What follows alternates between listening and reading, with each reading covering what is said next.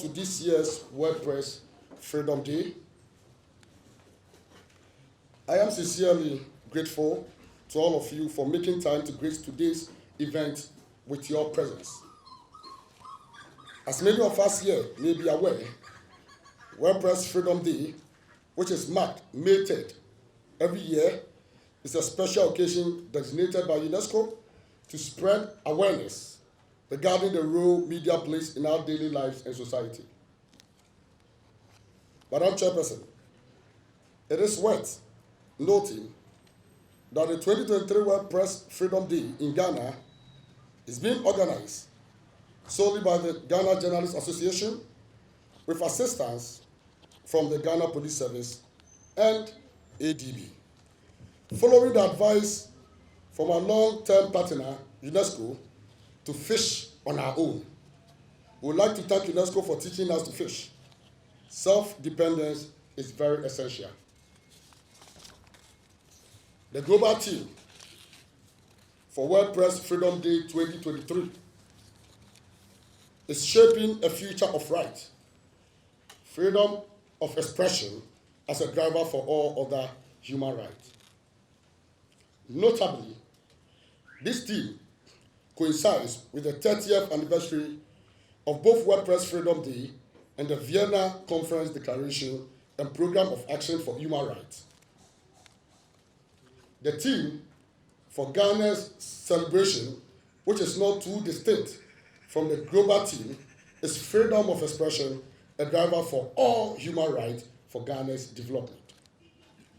Regarding the development of the nation, Madam Chairperson, the right to free expression is of the utmost importance, and all measures must be taken to ensure that it is not infringed upon in any way. Madam Chairperson, the GJA, along with Media Foundation of West Africa, GIBA, and PRIMPAC, recently urged the government to amend certain provisions of the Electronic Communications Act and the Criminal Code, specifically Section 208 of the Criminal and Other Offences Act 1960 at 29. As critical stakeholders in the media industry, we cannot remain unconcerned as these laws are used to arrest citizens and journalists and prefer criminal charges over civil remedies for press and speech offenses that are merely defamatory. The arbitrary application of these laws only serves to instill fear in the general populace. One of our colleagues, Noah Nati Dami of Radio Ada, was recently detained for 7 days on false publication charges due to these bad laws. And this has affected our 2023 World Press Freedom Index, our ranking on 2023 World Press Freedom Index.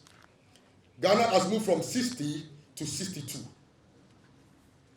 Ghana has moved from 60 to 62. Let's take note. 2 backwards. As the umbrella body of journalists in this country, Madam Chairperson, we will continue to ensure that any action or law that seeks to stifle free expression fails. Madam Chairperson, to ensure that free speech is always protected, it is essential that journalists who are the vanguards of free speech receive all the support they require to carry out their duties without hindrance or compromise. This is why, under the current administration, the GJA has established the Journalist Support Fund, GSF. The fund will provide legal services to journalists whose rights have been violated while performing their duties. It will also assist in providing training and seminars on safety and security to our members to improve their safety and security. The fund will also be used to support or cushion retirees, so some may refer to it as Retirees Support Fund. Since the inception of this fund several months ago, Madam Chairperson, it is crucial to know that so many privileged individuals and corporate institutions have shown interest. Some individuals and organizations have made substantial contributions to the fund. In the coming weeks, the GJA will inaugurate the See Something, Say Something initiative. This initiative is distinct from that of the Ministry of National Security and aims to encourage citizens to volunteer information about individuals who plan to attack or have already attacked journalists. We believe that this will substantially contribute to the reduction of journalistic assaults. It will also empower citizens at the local level to ensure accountability and transparency. Madam Chairperson, being proactive is essential if we are to protect the right to free expression. And I must say that the GJA has been very proactive in recent years with regard to defending this right. We also caution media outlets when necessary. All of us are witnesses to how we managed Radio Adam versus the Adam Traditional Council when a reporter from that station was banned from participating in activities. The GJA had a press conference to condemn the council's actions and pointed out that they lacked authority to prohibit a journalist.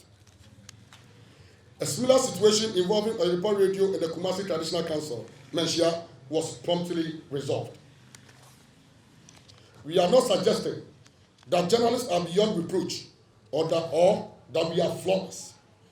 No, as stated previously, there are several remedies available to those who believe they have been treated unjustly by the media, and they can always utilize them. As captured in this year's World Press Freedom Team, the preservation of free expression has a trickle-down effect.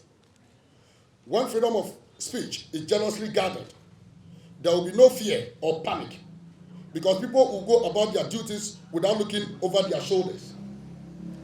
Our democracy will prosper further if individuals can freely express their opinions. I must state that the GJA, together with its media stakeholders, has initiated processes to engage the President of Ghana, who is known in his private life as a human rights activist and advocate of press freedom, and the Attorney General, as far as repealing the obnoxious laws which stifle free speech is concerned.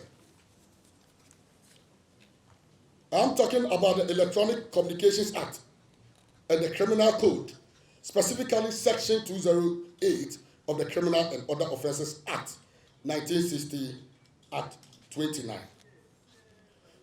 Madam Chairperson, on this day, we cannot forget Ahmed Swali. Over 4 years after his gruesome murder, we continue to seek justice for him by putting pressure on the authorities concerned to up their game. Quite recently, the Attorney General and Minister of Justice disclosed that the docket on Ahmed Swali had not reached his office, considering the fact that his office has prosecutorial powers. The President also assured us at our dinner night last year, that's last December, that he's going to see to the closure of this case and ensure that perpetrators are brought to face the full rigor of the law.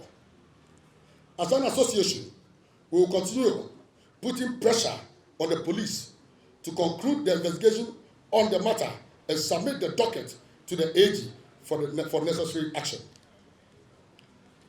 Let's come together as journalists and fight hard for a more liberated society. It is also essential to note, Madam Chairperson, that the celebration of World Press Freedom Day next year will coincide with the GJA's 75th anniversary as an organization. We intend to organize significant activities to commemorate both occasions. As the political season approaches, I would like to exhort my media colleagues not to entertain politicians or individuals who will poison the atmosphere with intemperate and provocative remarks. Let's perform our professional roles while keeping the country's peace in mind. Permit me to also use this occasion to warn politicians who have a propensity for abusing journalists or stifling free expression that they will not go scot-free. And once again, they will not go scot-free. We are prepared to safeguard all media professionals as they perform their duty and they perform their duties with diligence.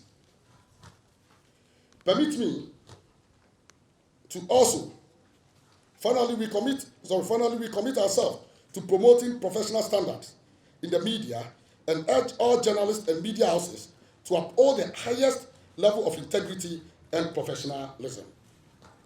We will not hesitate to call out any journalist or media organization that indulges in flagrant violations of professional ethics and standards.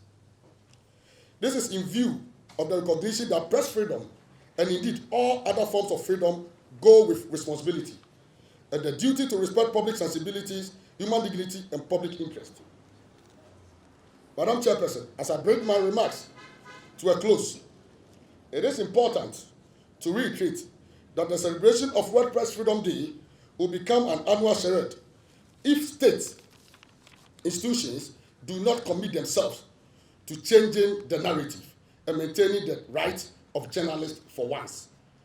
Once again, I said, Madam Chairman, I repeat that as I bring my remarks to a close, it is important to reiterate that the celebration of World Press Freedom Day will become an annual charade if state institutions do not commit themselves to changing the narrative and maintaining the rights of journalists for once. Like I always say, journalists' lives matter. Journalists' lives matter. Long live GJA, long live World Press Freedom. Thank you for your attention. God bless. And the UNESCO flag. Let's remember that as journalists, we have a responsibility to uphold freedom of expression and also uphold its responsibility. Thank you very much.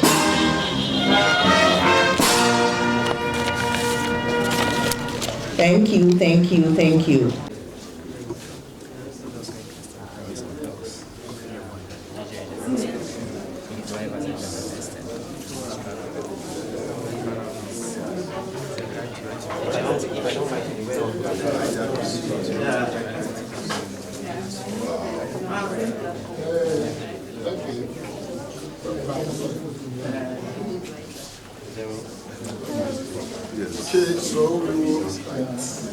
Okay, so we have the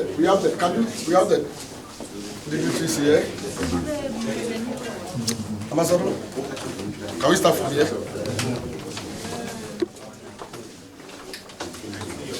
So please can you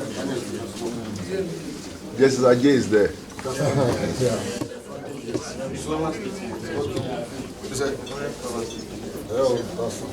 So we have books from different authors.